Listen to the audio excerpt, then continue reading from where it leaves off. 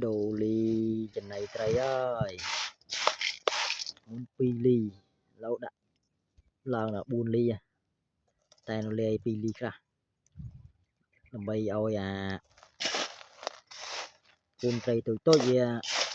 ai xí bàn của cây về chập đầm lần ấy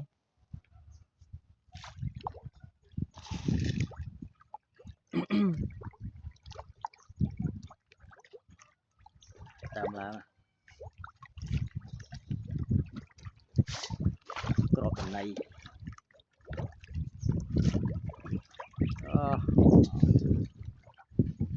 chẳng phê lẽ đào máu nó à.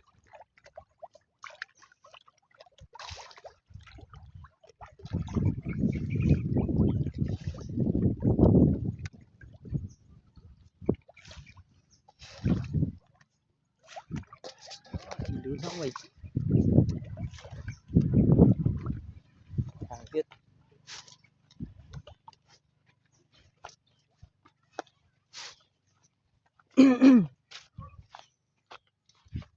mà còn đi gần đây thì hiếm đang màu à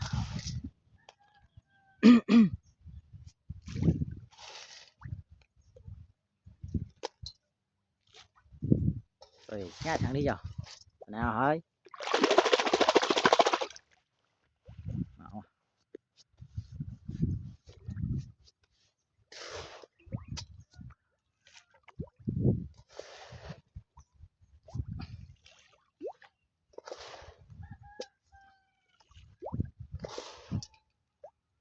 top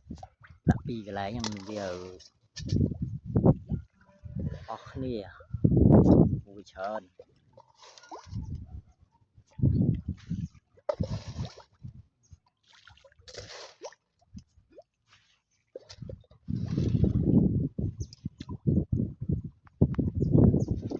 xì lươn à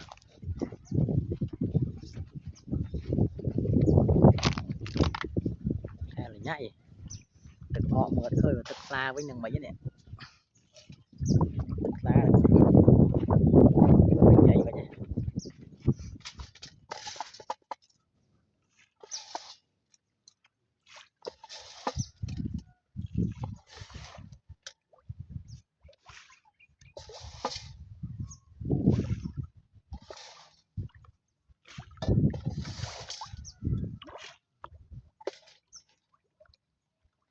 lúc đầu mà xây lo hỏi đàm xây đang bị hiện nhược tị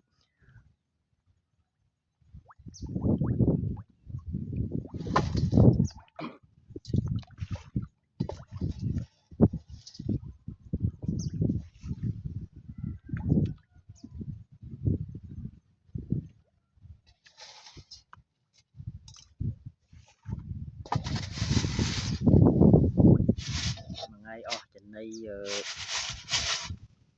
túi chi tràn chứ cơ thun bay tràn chứ cơ phần đang này là mà pel